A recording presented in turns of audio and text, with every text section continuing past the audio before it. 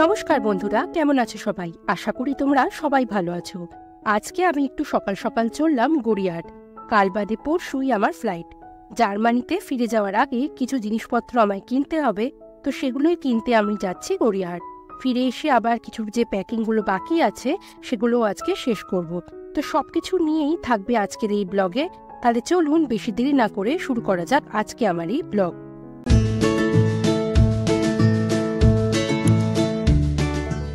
আজকে শীতটা কিন্তু বেশ কমে গেছে আর হালকা হালকা রোদও উঠেছে।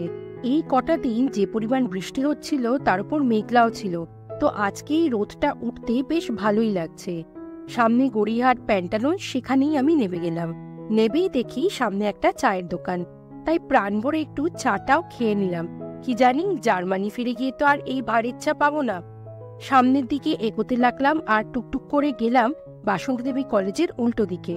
চিকার জন্য একটা কি দুটো পাঞ্জাবি কিনবো, সামনে তো সরস্বতী পুজো আছে, প্লাস পুজোও আছে। তো ভাবলাম তো চিকার জন্য একটু বড় সাইজের পাঞ্জাবি পছন্দ করে নিয়ে যাই।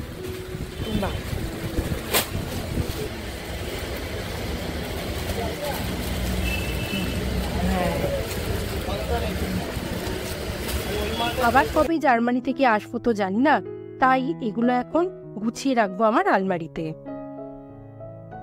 অনেকগুলো দেখার পর এই যে সবুজ কালারের পাঞ্জাবিটা আমার বেশ পছন্দ হয়েছে। ভাবছি এই সবুজ কালারের পাঞ্জাবিটা নেব, সঙ্গে ভাবছি একটা লাল রঙের পাঞ্জাবিও নেব। আর তার পাশাপাশি ভাবছি দীপাঞ্জনের জন্য একটা পাঞ্জাবি নেব। এই মেরুন কালারের পাঞ্জাবিটা আমার বেশ ভালো লাগলো। তারপর এই বাসন্তী দেবী কলেজের উল্টো দিকে মেয়েদের দু চারটে পছন্দের দোকান আছে, যেখান থেকে এলেই মনে হয় কানের দুল, হার এইসব কিনে নিই।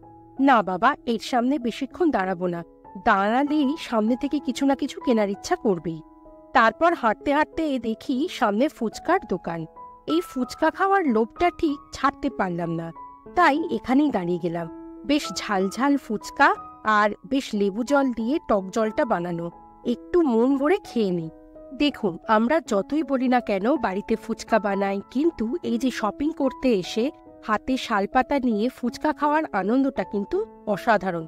তারপর একটা দোকানে ঢুকলাম যেখানে দীপাঞ্জনের জন্য একটা মাফলার কিনবো। মনের মতো ওখানে ঠিক মাফলার পাওয়া যায় না, ব্যাস এই মাফলারটাই নেব। চলুন এবার বেরোই। এবার টুকটুক করে গোল পার্কের দিকে যাচ্ছি, আর গোল পার্কের দিক থেকে আমি উবের নেব, কারণ ওখানে উবেরগুলো দাঁড়ালে খুব সুবিধা হয়। তারপর গোল পার্কের দিকে সামনের দিকে এগোতে গিয়ে আমার হুট করে মনে পড়লো যে মিত্র ক্যাফে হয়েছে গোল পার্কে, তাই একটু গুগল সার্চ করেই সামনে দেখলাম মিত্র ক্যাফে। তো মিত্র ক্যাফের খাবারের যে টেস্ট সেটা কেমন সেটা জানতে দাঁড়িয়ে পড়লাম। আমার সাথে আমারই এখানকার একটা বন্ধু এসেছে, তো দুজনে মিলে এলাম এই মিত্র ক্যাফেতে।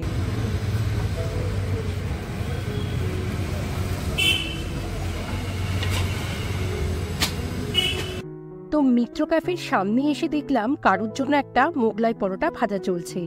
দেখে মনে হলো না, এখান থেকে মোগলাই পরোটাই খাই। তো মোগলাই পরোটার সাথে যে আলুটা দেয় সেটা খেতে কিন্তু দারুণ লাগে। তো আমিও অর্ডার দিয়ে দিলাম সিম্পল একটা মোগলাই পরোটা। তো আমার যে বন্ধুটা গিয়েছিল সে নিয়েছিল ওখান থেকে ফিশ ডায়মন্ড ফ্রাই।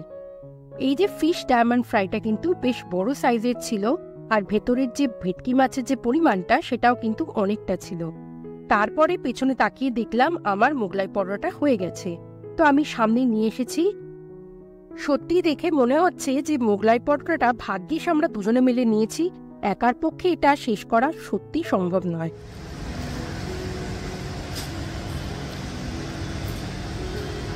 কতদিন বাদে খাচ্ছি,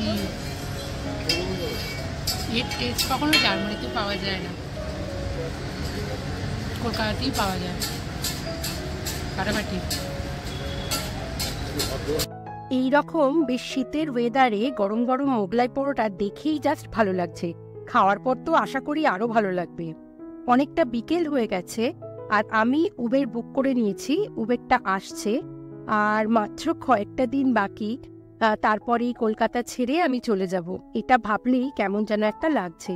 চলুন, উবের এসে গেছে, উঠে পড়ি। বাড়িতে অনেকক্ষণ পৌঁছে গেছি আর একটু রেস্টও নিয়ে নিয়েছি, আর এখন বসে যাব বাকি প্যাকিংগুলো কমপ্লিট করতে। আর ওদিকে চিকা দেখি ট্যাব নিয়ে বসে আছে, ড্রয়িং করছে। যাক, ও ব্যস্ত আছে, এই ফাঁকে আমি প্যাকিংগুলো কমপ্লিট করে নিই। আর আমার প্যাকিংয়ে যে প্রথমেই দেখতে পাচ্ছেন মুড়ি আছে, আমি অল্প করে একটু মুড়িও নিয়ে যাচ্ছি, আর দীপাঞ্জনের জন্য কিছু জামা কাপড়, আর আমাদের বাড়িতে একটা টোস্টার ছিল, সেটাও আমি এই বক্সে নিয়ে নিয়েছি। আমাকে এই যে প্যাকিং করতে হেল্প করছে আমার শ্বশুরমশাই। উনি খুব সুন্দর করে পাটে পাটে জিনিসপত্রগুলো গুছিয়ে দিচ্ছেন, আমারই খুব সুবিধা হচ্ছে। আর এই ছোট ছোট আচারের শিশি আছে এটার মধ্যে, ওনারা কিন্তু এটা বাড়িতেই বানিয়েছেন। সঙ্গে কারি পাতা শুকনো করে এনেছেন, তবে আমি দেখলাম কারি পাতা নিয়ে যাওয়া যাবে না। বাড়িতে ওনারা গয়না বড়ি বানিয়েছেন, সেটাও আমাকে দিয়ে দিচ্ছে। আর এটা হলো বিউলির ডালের বড়ি, এটাও ওনারা বাড়িতে বানিয়েছেন। তার সাথে ওনারা বাড়িতে বানিয়েছেন আমসত্ত্ব, সেটাও কিন্তু আমি নিয়ে যাচ্ছি। আর এই যে ব্যাগটা দেখতে পাচ্ছেন, এটা কিন্তু পুরোপুরি হয়েছে খাবারের বাক্স। বড়ি, আচার, মুড়ি, চানাচুর ইত্যাদি যাবে এই বাক্সে। মোটামুটি ওদিকের প্যাকিং কমপ্লিট। আর এদিকে দেখছি মা বানাচ্ছে নারকোল আর ক্ষীরের পাটিসাপটা। তো নারকোল আর ক্ষীর দুটো দিয়ে পাটিসাপটাটা বানিয়ে দেবে। তো আজকে বানিয়ে রাখছে, যদিও সেটা আমি আজকে ব্যাগে ঢোকাবো না, ফ্রিজে তুলে দেবো একেবারে পরশুদিন সকালবেলা, যেহেতু আমার ফ্লাইট, তো পরশুদিন ভোরবেলা ওটা আমি উঠে ব্যাগে পুরে নেব। এই যে আমি চলে যাব, বাড়ির সবাই যেন খুব ব্যস্ত হয়ে উঠছে। কেউ ব্যাগ প্যাক করে দিচ্ছে, কেউ বা খাবার বানিয়ে দিচ্ছে যেটা আমি নিয়ে যাব। তো সবকিছু নিয়েই আমার গোটা বাড়ি যেন প্রচণ্ড ব্যস্ততা। জার্মানি থেকে যখন কলকাতায় আসছিলাম তখন মনে হচ্ছিল 2.5 মাস সময় অনেকটা সময়, কিন্তু আস্তে আস্তে যখন সময় কাটতে লাগলো মনে হলো 2.5 মাস সময় যেন ঝটপট পেরিয়ে গেল। এই যে মা বাবা, শ্বশুর শাশুড়ি, এদের সাথে যে সময়টা কাটালাম সেটা কিন্তু সত্যিই মনে থাকবে। চিকাও অনেক ভালো সময় কাটিয়েছে দাদু দিদা, দাদু ঠাম্মার সাথে। এইগুলোই তো স্মৃতি হিসেবে থেকে যাবে। আর এই যে মুখগুলো, এই মুখগুলোকে তো আবার সেই দেখব ভিডিও কলের মাধ্যমে। যাই হোক, এসেছিলাম যখন ফিরে তো যেতেই হবে। আশা করি আজকের এই ভিডিওটা আপনাদের ভালো লেগেছে। আজকের এই ভিডিওটা আমি এখানেই শেষ করছি। এই ভিডিওটা যদি আপনাদের ভালো লাগে প্লিজ একটা লাইক করে দেবেন। ফেসবুক থেকে দেখে থাকলে আমার এই পেজটাকে ফলো করে দেবেন, আর ইউটিউব থেকে দেখে থাকলে আমার এই চ্যানেলটাকে সাবস্ক্রাইব করে দেবেন।